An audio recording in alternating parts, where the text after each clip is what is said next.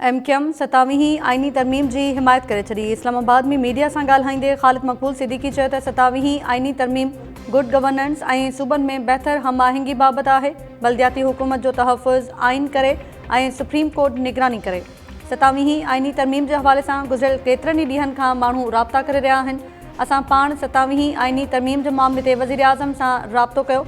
मुल्क के 26वीं तरमीम खां पोइ 27वीं तरमीम की ज़रूरत है तो परेशानी की ज़रूरत नाहे। 27वीं आइनी तरमीम के हवाले से घणियूं शयूं साम्हूं आयूं आहिनि ऐं असां रेस्पॉन्स ॾेई छॾियो आहे। 27वीं तरमीम मंजूर थींदे नज़र अची रही है। अरिड़हीं तरमीम के ख़त्म न पियो कयो वञे। पीटीआई के 27वीं आइनी तरमीम ते एतमाद में वठणु घुरिजे। पीटीआई सुठी सियासत करे रही है तो खेनि एतमाद में वरितो वञे। सेनेटर फैसल वावडा जूं इस्लामाबाद में मौलाना फज़लुर रहमान से मुलाक़ात बाद ॻाल्हियूं। फैसल वावडा चयो त मौलाना फज़लुर रहमान चयो 27वीं तरमीम के शिकनि जो जाइज़ो वठंदो। हू पहिरीं तरमीम के मामलनि खे ॾिसंदो ऐं सम्झंदो। हिक ॿिए सां मुशावरत सां तरमीम ते नज़रसानी थी वेंदी आहे। एक सवाल ते फैसल वावडा चयो त जिते नंबर घुर्जनि उते मिली वेंदा।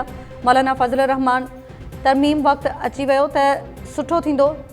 आसिफ ज़रदारी सियासत जो वॾो खिडारी आहे। पीउ पुट जो ज़बरदस्त कॉम्बिनेशन आहे। क़ौमी असैम्बली जो इजलास कुछ देर बाद थींदो। वज़ीर आज़म समूरनि वज़ीरनि ऐं पार्लियामेंट मेंबर्स जा परॾेही दौरा रद्द करे छॾिया।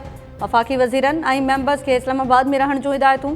वज़ीर आज़म शहबाज शरीफ़ 27वीं आइनी तरमीम ते इत्तफ़ाक़ राय लाइ स्पीकर अयाज़ सादिक़ के अहम टास्क ॾेई छॾियो। स्पीकर अयाज़ सादिक़ की सदारत हेठि बिज़नेस मुशावरती कमेटी जो इजलास तहरीक इंसाफ़ खां सवाइ समूरनि पार्लिमानी पार्टियुनि जा अॻवान शरीक। ज़रियनि मूजिबि क़ौमी असैम्बली जो इजलास 14 नवंबर ताईं जारी रहंदो। 27वीं आइनी तरमीम 14 नवंबर ते मंजूर कराइण जो फ़ैसिलो कयो वियो। इजलास जे एजेंडा ऐं शेड्यूल जी भी मंजूरी ॾिनी वई। 27वीं आइनी तरमीम जो बिल जुमे ते सेनेट में पेश कयो वेंदो। आइनी तरमीम मंजूर करण लाइ सेनेट में 64 वोट घुर्बल। सेनेट में हुकूमती बेंच ते वेठल मेंबर्स जो अंग 61 आहे। सभ खां वधीक 26 सीट्स पीपल्स पार्टी ऐं 20 सीट्स नून लीग वटि आहिनि। हुकूमती इत्तेहादी पार्टी बीएपी जा 4 ऐं एमक्यूएम जा 3 मेंबर आहिनि। नेशनल पार्टी ऐं काफ लीग जी हिकु सीट आहे। हुकूमती बेंचेस ते वेठल आज़ाद सेनेटर्स में सेनेटर अब्दुल करीम, सेनेटर अब्दुल कादिर, मोहसिन नकवी, अनवारुल हक काकड़, असद कासिम ऐं सेनेटर फैसल वावडा शामिल आहिनि। ऑपोज़िशन बेंचेस ते 33 मेंबर्स मौजूद आहिनि। पीटीआई जा सभ खां वधीक सेनेटर्स 14 आहिनि। एएनपी जा 3 ऐं हिकु आज़ाद सेनेटर एहसान बि ऑपोज़िशन बेंच ते मौजूद आहे। जेयूआई जा 7 सेनेटर्स आहिनि। एमडब्ल्यूएम ऐं सुन्नी इतिहाद काउंसिल जो हिकु मेंबर बि ऑपोज़िशन बेंच ते वेठल आहे। पीटीआई जे हिमायती याफ़्ता 6 आज़ाद सेनेटर बि ऑपोज़िशन बेंचेस ते मौजूद। पीटीआई जे नए चूंडियल सेनेटर मुराद सईद अञा ताईं हल्फ़ न खंयो आहे।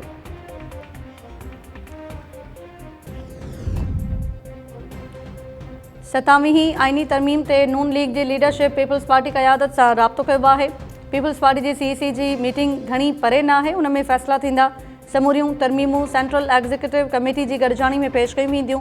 कहिड़ी तरमीम ते कहिड़ी ॻाल्हि करणी आहे फ़ैसिलो सीईसी इजलास में थींदो। सीईसी में उहे फ़ैसिला कंदासीं जेके आवाम जे हक़ में हूंदा। सिंध जे सीनियर वज़ीर शर्जील इनाम मेमुण जी प्रेस कॉन्फ्रेंस। शर्जील मेमुण चयो त आज़ाद कश्मीर में बेतमादी रिथ जी तारीख़ जो फ़ैसिलो बि सीईसी जी गॾिजाणी में थींदो। आइनी अदालतुनि में केरु बि वञी सघे थो। अदालतुनि जे मामले ते जवाबु ॾींदासीं, पर बार इलेक्शन ते वकीलनि हवाई फायरिंग कई, इहो ग़लति ऐं ग़ैर क़ानूनी अमल आहे। जंहिं थाणे जी हद में वकीलनि हवाई फायरिंग कई, पुलिस कार्रवाई करे। जीडीए 27वीं आइनी तरमीम ते ॻणती ज़ाहिर करे छॾी। एनएफसी अवॉर्ड मां सूबनि जो हिसो घटाइण वफ़ाक़ ऐं सूबाई ख़ुदमुख़्तियारी ते हमिलो करार। डॉक्टर सफ़दर अब्बासी जी सदारत हेठि इजलास थियो। सैयद ज़ैन शाह, हसनैन मिर्ज़ा, मुज़फ़र बिरोही ऐं ॿिया अॻवान शरीक। अॻवाननि चयो त सिंध जो अवाम बाशऊर आहे, पंहिंजे हक़नि ते को ठाह न कंदो। जीडीए जे आला सितही क़यादत जो इजलास जल्द सॾाइण जो फ़ैसिलो कयो वियो।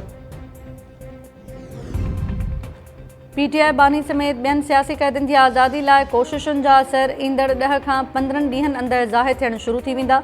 अॻूणे वफ़ाक़ी वज़ीर फवाद चौधरी जी दावा। जारी कयल बयान में फवाद चौधरी चयो आहे त असांजी कोशिशुनि जो मक़सदु मुल्क में सियासी गर्मीपद खे घटि करणु ऐं पीटीआई बानी जी आज़ादी जो रस्तो साफ़ करणु आहे। ख़ुशी आहे त पीटीआई बानी समेत सियासी क़ैदियुनि जी आज़ादी लाइ शुरू कयल कोशिशुनि खे वॾियूं शुरूआती कामयाबियूं मिलियूं आहिनि।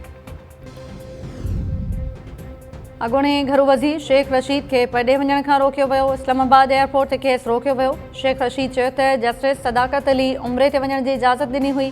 अदालती हुकुम जी कॉपी बि लाॻापियल इदारनि ॾांहुं माणी हुई। एयरपोर्ट पहुतसि त उम्रे ते वञण खां रोकियो वियो। तोहिनी अदालत जे लाइ जस्टिस सदाकत अली ख़ान जी अदालत वेंदुसि। शेख रशीद चयो त अञा 27वीं आइनी तमीम नाहे आई, जॾहिं ईंदी त ॾिसी वठंदासीं।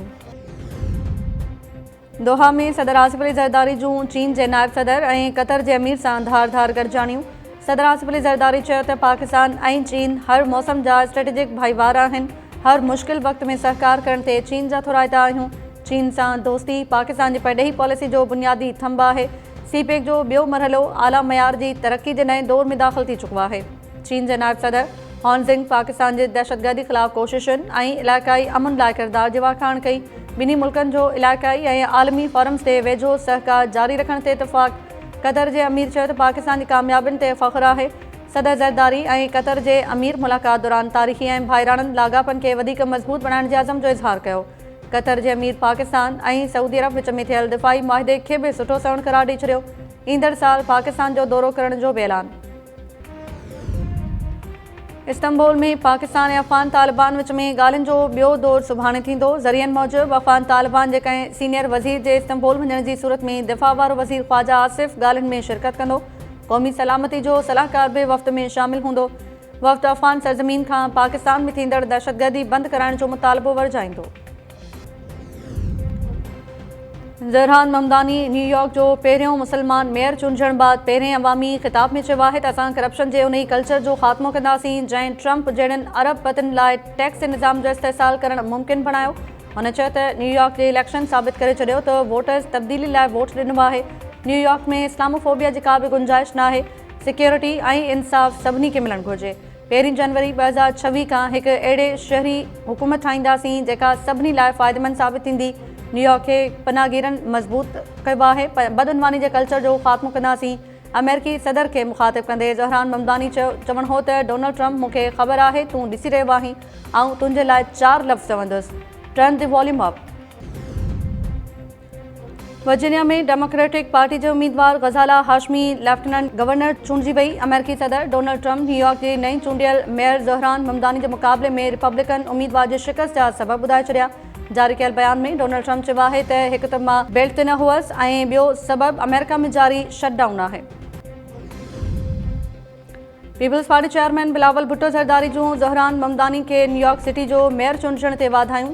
बिलावल भुट्टो ज़रदारी चयो त ज़हरान ममदानी जी कामयाबी साबित करे छॾियो त अटो लटो ऐं अझो इंसान जा बुनियादी हक़ आहिनि। कराची खां न्यूयॉर्क ताईं इज़त नफ़्स जो मंशूर माण्हुनि खे ॻंढे थो। सॼी दुनिया जी तरक़ी पसंदनि लाइ ही लम्हो फ़ख्र जो आहे। इहा कामयाबी अवामी जद्दोजहद ऐं बुनियादी हक़नि जे आलमी अहमियत खे उजागर करे थी। वफ़ाक़ी हुकूमत 24 सरकारी इदारा विकिरो करण जो फ़ैसिलो कयो आहे। PIA जी निजकारी ईंदड़ महीने मुकमल कई वेंदी। नाणे वारे वज़ीर मोहम्मद औरंगज़ेब जो कराची में फ्यूचर समिट खे ख़िताब। मोहम्मद औरंगज़ेब चयो त निजी शोबे जो मईशत में अहम किरदारु आहे। पाकिस्तान जी मईशत सही रुख़ ते रवां आहे। आलमी रेटिंग एजेंसी बि पाकिस्तान जी मुआशी बहितरी जो एतराफ़ कयो आहे। तक़रीब में वॾे वज़ीर बि शिरकत कई। तक़रीब खे ख़िताब कंदे वॾे वज़ीर चयो त सिंध खे नई हिकमत अमली जी ज़रूरत आहे। दुनिया बदिलजी रही आहे। सिंध ते शहरी आबादी, आमदनी जो फ़र्क़ु ऐं मौसमियाती दबाव वधी रहियो आहे। कराची जी तब्दीली न्यूयॉर्क पहुची वई आहे। कराची खां पोइ न्यूयॉर्क बि नौजवान मेयर चूंडियो। PS नव गढ़ी यासीन ते नंढी चूंड। आगा सिराज दुरानी जे पुटु आगा शहबाज़ दुरानी ऐं भाउ आगा मसीउद्दीन दुरानी खां पोइ शिकारपुर डिस्ट्रिक्ट काउंसिल जे चेयरमैन ज़ुल्फ़कार कुमारियो ऐं संदसि पुटु बिशारत कुमारियो बि नामज़दगी काग़ज़ RO ऑफिस में जमा कराए छॾिया। आगा सिराज दुरानी जे लाॾाणे बाद ख़ाली थियल सीट ते इलेक्शन कमीशन 14 डिसंबर ते नंढी चूंड कराइण जो ऐलान कयो हो। ज़ुल्फ़कार कुमारियो चयो आहे त पार्टी क़यादत जी हिदायतुनि ते फॉर्म भरिया आहिनि। गुज़िरियल ॾींहुं आगा सिराज दुरानी जे पुटु आगा शहबाज़ दुरानी ऐं भाउ आगा मसीउद्दीन दुरानी बि RO ऑफिस गढ़ी यासीन में नामज़दगी फॉर्म जमा कराया हुआ। JUI तरफ़ां मौलाना अब्दुल्ला महर, राशिदुल्ला अमरोटी ऐं GDA तरफ़ां बरकत केहर तरफ़ां नामज़दगी फॉर्म जमा कराया विया आहिनि। कराची में डंपर एसोसिएशन जे सदर लियाकत महसूद जो गनमैन मिराज ख़ान गिरफ़्तार। हथियार हथ।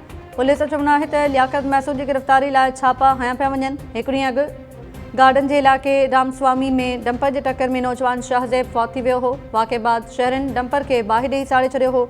डंपर एसोसिएशन जो सदर लियाकत महसूद हादसे वारे हंधि पहुतो त शहरी मछरजी पिया। वायरल वीडियोज़ में लियाकत महसूद जे गनमैन खे फायरिंग कंदे ॾिसी सघिजे थो। फौती नौजवान शाहज़ैब जे पीउ अब्दुल कादिर जी फ़रियाद ते लियाकत महसूद ते केस दाख़िल कयो वियो हो। जमायत इस्लामी कराची जे अमीर ई चालान के सिंध हाई कोर्ट में चैलेंज करे छॾियो। दरख़्वास्त में चयो वियो आहे त मोटरसाइकिल जी तेज़ रफ़्तारी या रॉन्ग साइड सफ़र करण ते कराची में 5000 रुपया ऐं लाहौर में 200 रुपया ॾंड आहे। ई चालान सिस्टम मुअत्तल करे ॻरी ॾंड खे शहरनि सां ख़राब सलूक करार ॾिनो वञे।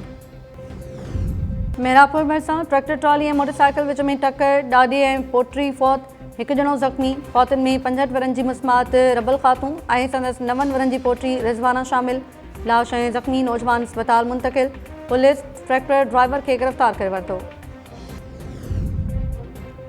वापडा जी इम्कानी निजकारी ख़िलाफ़ मुलाज़िम सरापा एहतजाज बणिजी विया। लाड़काणो, जैकबाबाद, नौशरो फिरोज़, ठारूशाह, मिठी, सेवण, रानीपुर ऐं ॿियनि शहरनि में वापडा मुलाज़िमनि जो एहतजाज। मुलाज़िमनि जो चवणु आहे त वापडा जी निजकारी हज़ारे मुलाज़िमनि जो मुआशी क़त्ल आहे। वापडा खे ख़ानगाहिनि जो फ़ैसिलो वापसि वरितो वञे।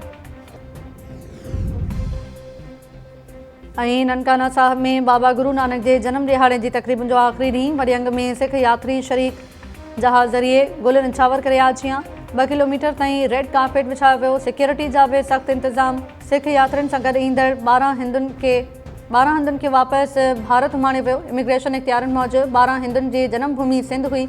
हाणे हू भारतीय शहरियत वठी चुका आहिनि। पाकिस्तान में दाख़िल थियण जी इजाज़त रुॻो सिख यात्रियुनि खे ॾिनी वई आहे।